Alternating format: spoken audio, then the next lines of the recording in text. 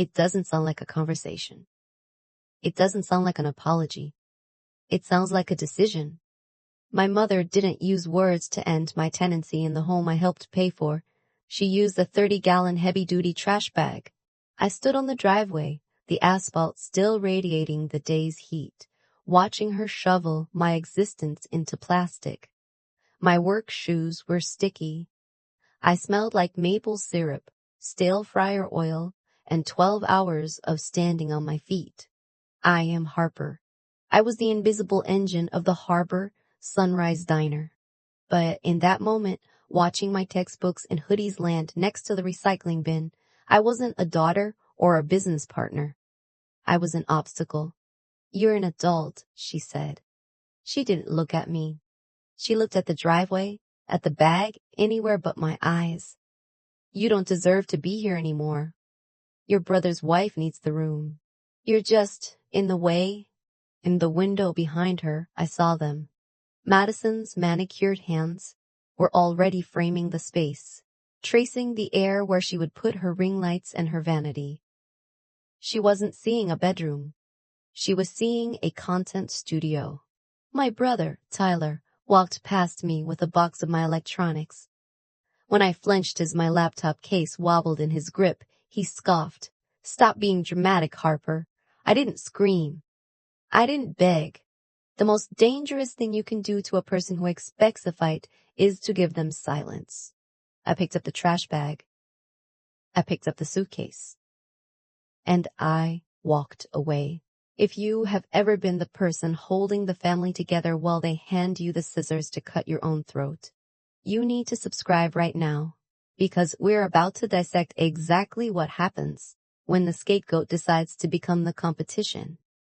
I waited until the Uber turned the corner before I let my shoulders drop.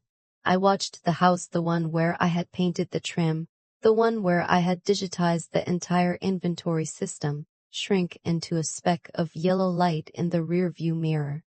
I didn't cry. Crying implies loss. I hadn't lost anything yet. I was just recalculating the asset value of my loyalty. Nia opened her door 3 minutes after I texted. She looked at the bags, then at my face.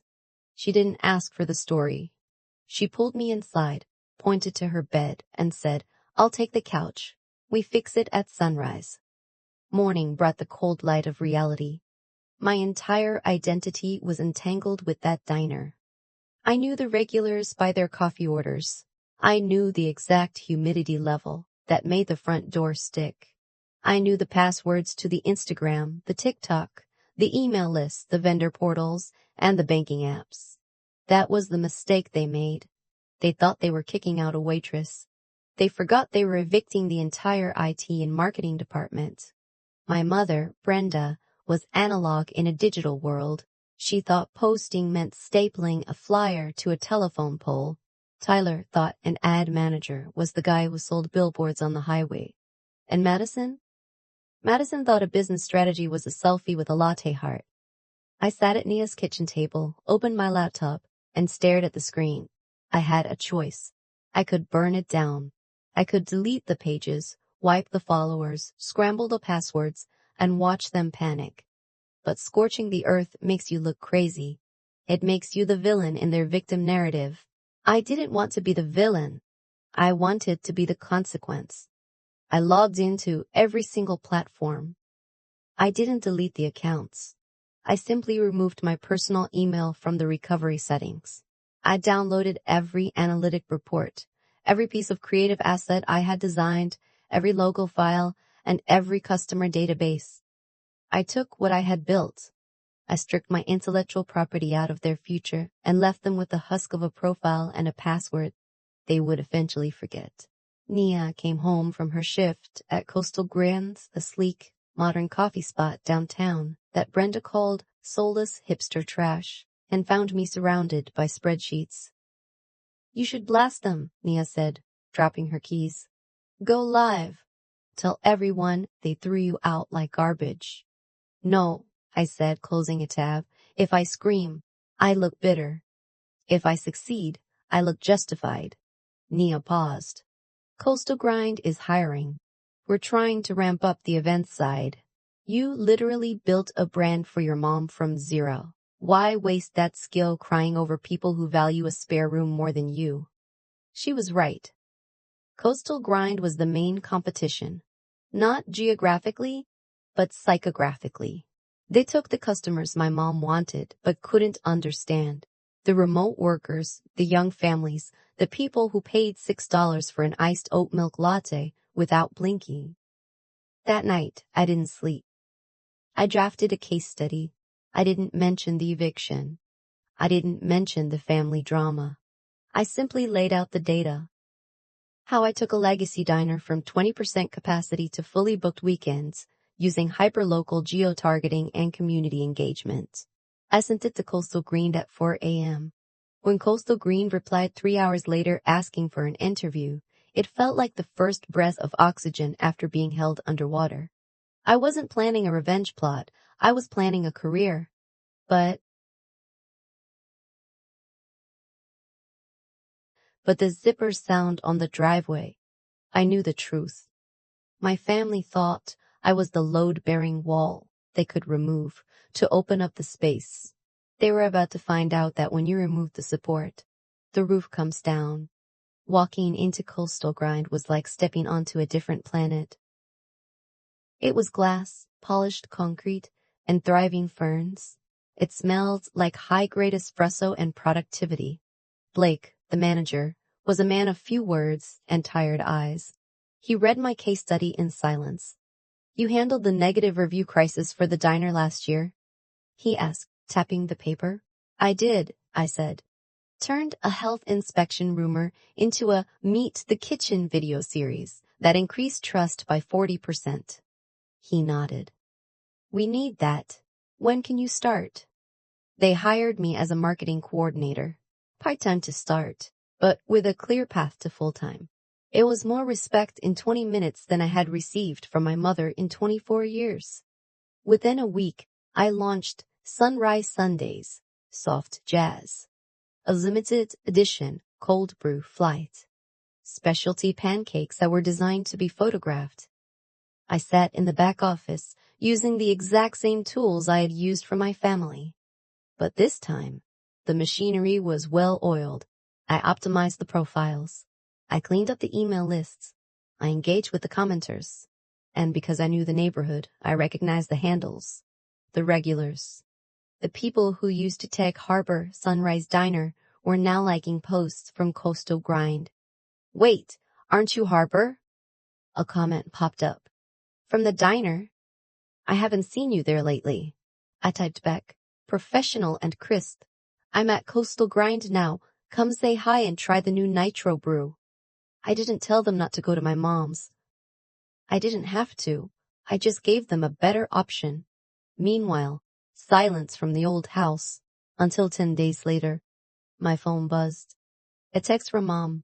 What is the password to the Instagram? Madison wants to post. No, how are you?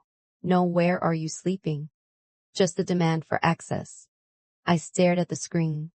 I could feel the old reflex, the daughter reflex, twitching in my fingers. Just give it to her. Keep the peace. But peace, bought at the expense of your dignity, isn't peace. It's submission. I replied, those accounts were created under my business email. You can start your own. Then, for the first time in my life, I blocked her. A few days later, Mia came home grinning like she held the winning lottery ticket.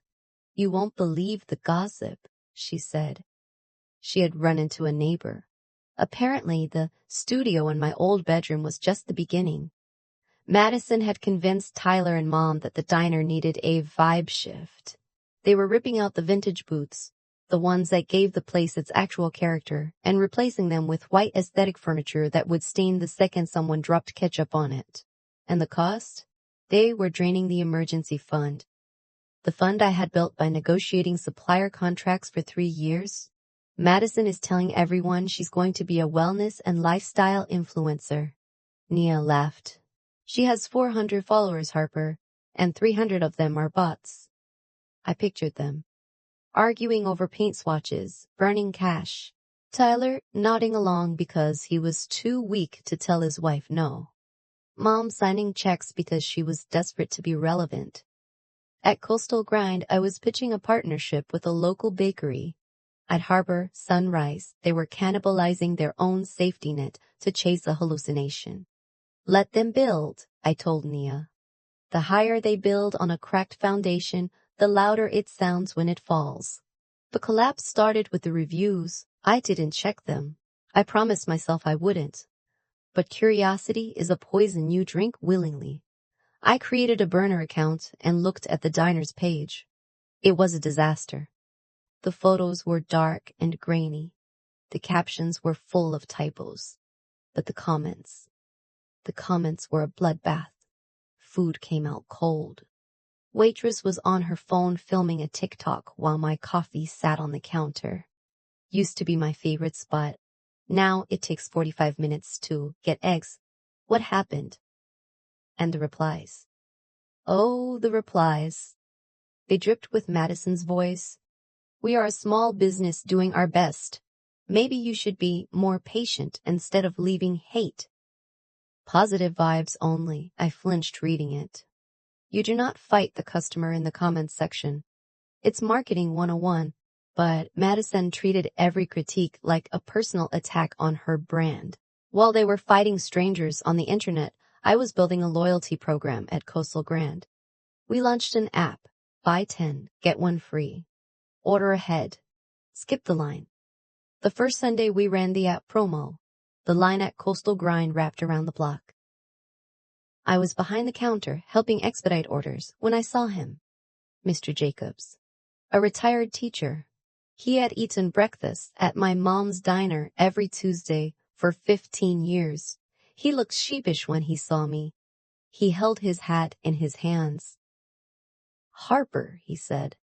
I felt bad coming here, but I can't go back there, honey. It's okay, Mr. Jacobs, I said, handing him a coffee on the house. Why? That girl, he whispered. She made me move tables because I was messing up the lighting for her video. I'm eating my toast, and she's asking me to move. I've sat at that table since your father was alive. Rage is a hot flare, but disappointment is a cold stone. I felt the stone in my stomach. They weren't just failing. They were erasing the legacy. You're always welcome here, I told him. He wasn't the last.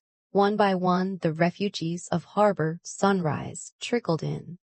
They came for the coffee, but they stayed because we didn't treat them like props in a failed reality show. Then came the spa. Nia brought the news this time with wide eyes. They aren't stopping at the bedroom. Madison wants to turn the garage into a day spa. In the diner's parking lot, the garage, I asked. The one with the oil stains and the rats? She says it's industrial chic. Tyler quit his job to manage the renovation. I did the math in my head. A full garage conversion. Plumbing. Electrical. Permits. That was easily $20,000. Money they didn't have.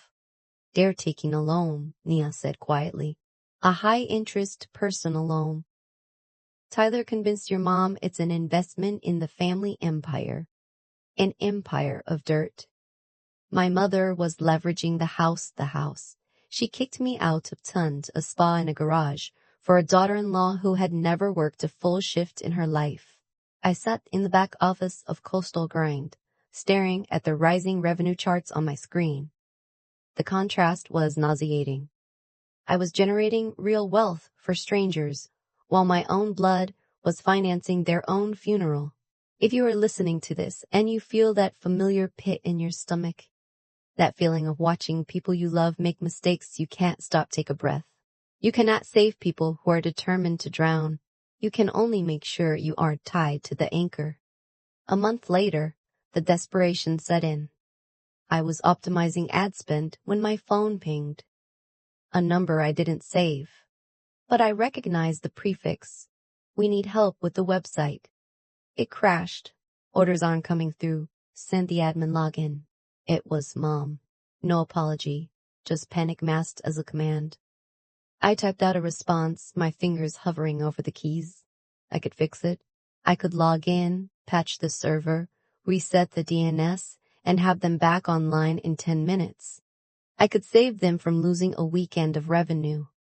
I looked at the trash bin in the corner of the office. I remembered the sound of my suitcase hitting the concrete.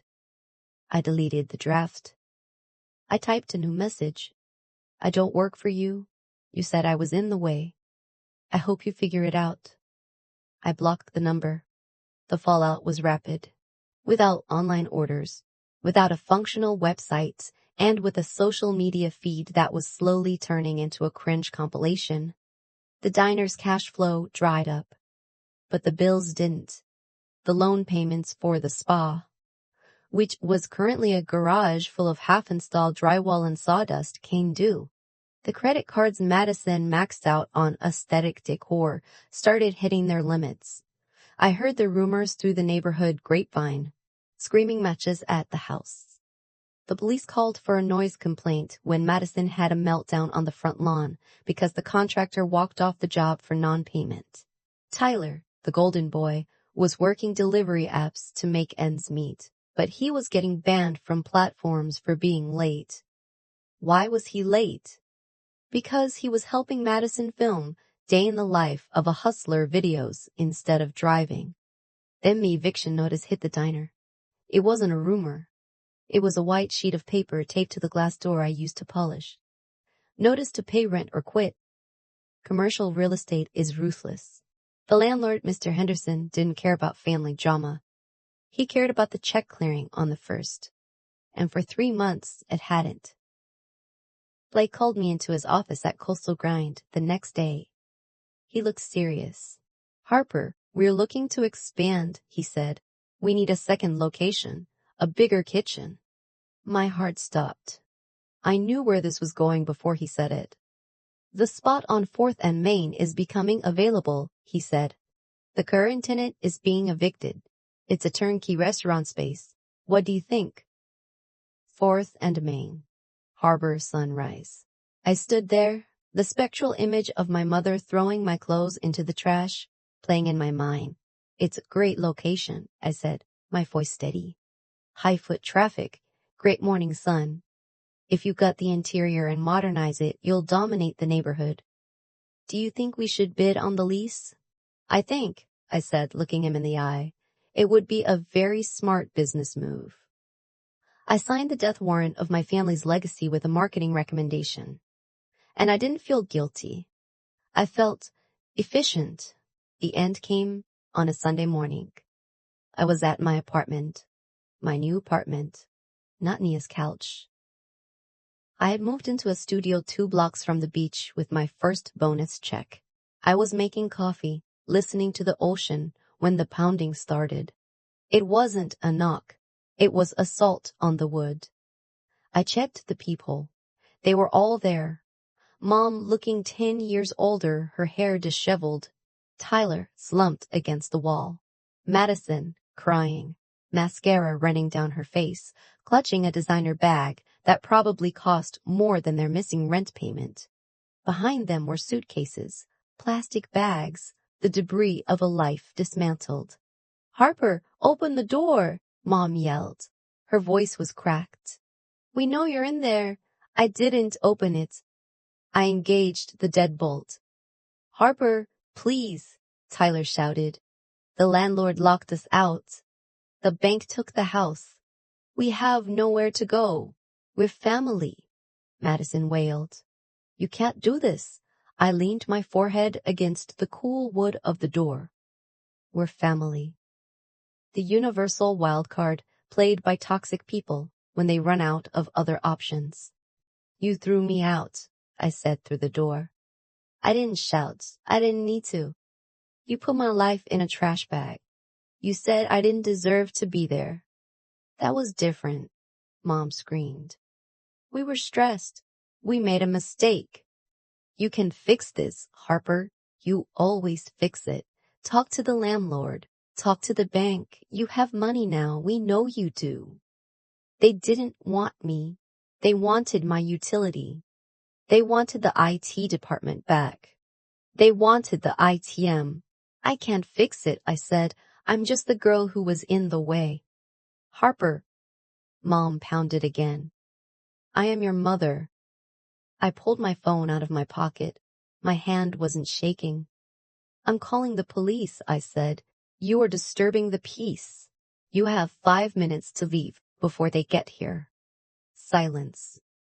Absolute, stunned silence on the other side of the door. You wouldn't. Tyler hissed. Try me.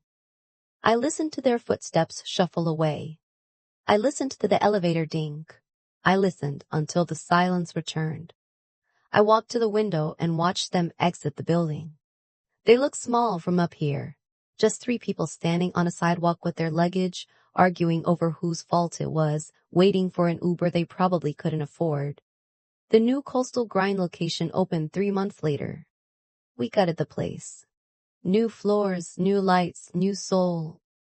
The only thing that remained was the morning sun. On opening day, I stood by the door, welcoming the line of customers. The air smelled of success and fresh pastries. I didn't invite them. I heard Tyler was working in a warehouse. Madison had moved back in with her parents in Arizona. And Mom was working the fry station at a fast food joint on the highway. I took a sip of my coffee. It tasted like freedom. They say blood is thicker than water, but they forget that blood stains, and water washes you clean. Sometimes, the only way to build your own life is to stop being the construction material for someone else's. If you are the one holding the hammer, don't be afraid to break the chain. Most people think revenge is an event.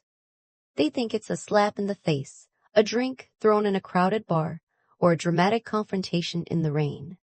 They are wrong. Real revenge, the kind that leaves a scar on a legacy, is a system. It is a series of small, calculated adjustments to the environment that makes it impossible for the organism to survive. I didn't just leave Harbor Sunrise Diner. I ghosted their digital oxygen. When I sat down at Coastal Grind that first week, I didn't just post pretty pictures of latte art. I initiated a hostile takeover of the neighborhood search intent. You see, my mother and Madison thought marketing was about vanity metrics. They cared about likes. I cared about discovery. I knew that 80% of the diner's weekend traffic came from tourists searching for best breakfast near me or authentic diner Harbor District. For 3 years, I had curated the SEO keywords on their website to own those search terms.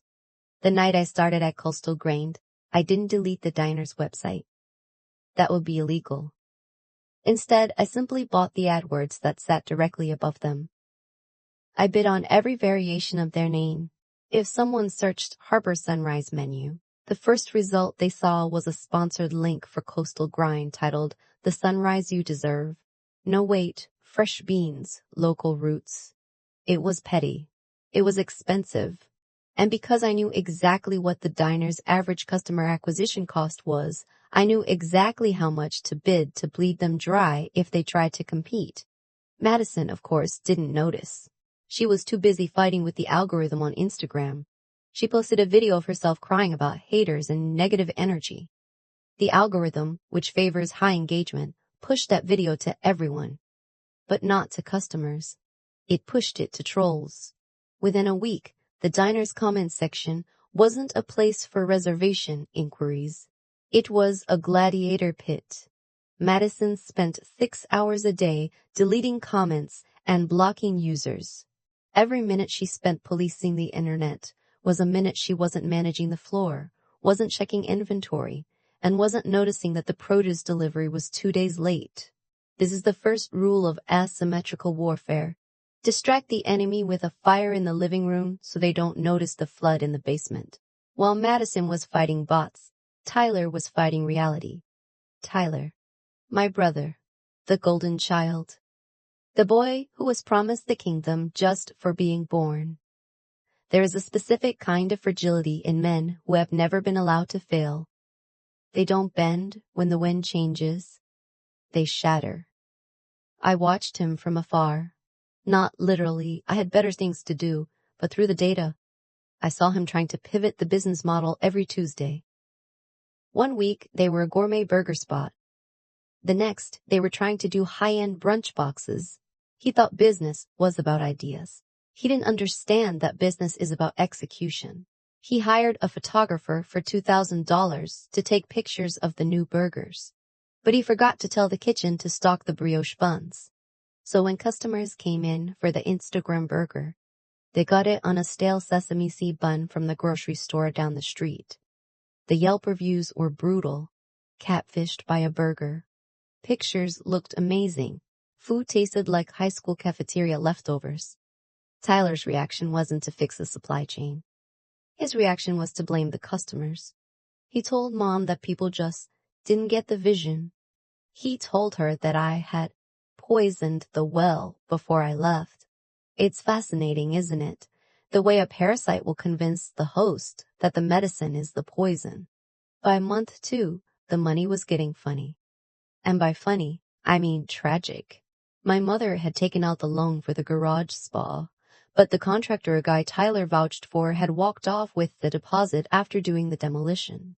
So now there was no garage, just a hole in the side of the house covered with a blue tarp that flapped in the wind all night, keeping the neighbors awake. That tarp was a symbol. It was the flag of their surrender. I was at Coastal Green, training our new baristas on the importance of customer recognition loops. The practice of remembering a detail about a regular and bringing it up 2 weeks later. When Nia walked in, she looked pale. "Harper," she said, leaning over the counter. "You need to know. The bank inspector was at your mom's house this morning." I didn't pause. I kept wiping the steam wand.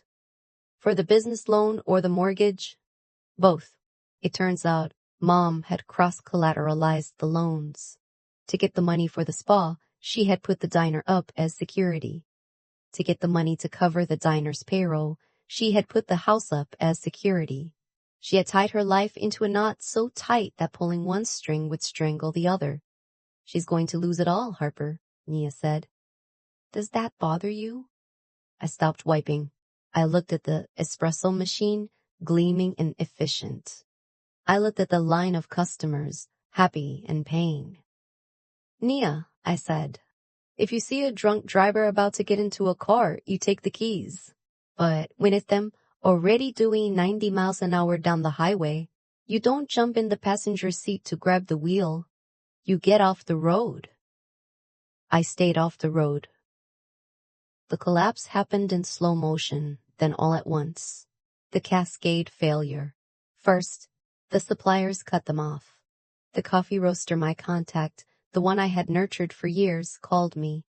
"Harper, look, I know it's your mom, but their check bounced. Twice. I can't deliver the beans." "I understand," I told him. "Business is business. By the way, Coastal Grind wants to double our order for next month. Can you handle the volume?" He didn't hesitate. "For you? Absolutely. Without good coffee, a diner is just a room that smells like grease." The regulars, the few who were hanging on out of loyalty, finally broke. Then the staff left. The waitresses who had worked there for a decade, the ones who used to sneak me candy when I was a kid, they quit. They couldn't deal with Madison screaming at them for not being aesthetic enough, while their paychecks were 2 weeks late. One of them, Maria, applied at Coastal Green. I hired her on the spot. Not out of charity, but because she was excellent. When she put on our apron, she cried. She told me, "Your brother told us we were replaceable. He said anyone can pour coffee." "He was wrong," I said. "Anyone can pour coffee. Only you can make them feel like they're home." The final nail wasn't the bank. It was the health inspector. I didn't call him. I didn't have to. When you fire the cleaning crew to save money and replace them with Madison's morning routine cleaning vlogs that never actually involve scrubbing the grease trap, the result is inevitable. They got a C grade. In this city, a C grade is a closed sign. When the eviction notice went up on the diner door, I felt a vibration in the universe. It was the sound of a vacuum being created, and nature abhors a vacuum. That's when Blake asked me about the expansion. That's when I gave the recommendation. People ask me if I feel guilt about taking the space. They ask if it feels like dancing on a grave. I tell them this. A business is not a biological entity. It does not have feelings. It is a collection of systems. If you neglect the systems, the entity dies. My mother didn't lose the diner because of me. She lost it because she bet on a horse with 3 legs just because it had a shiny coat.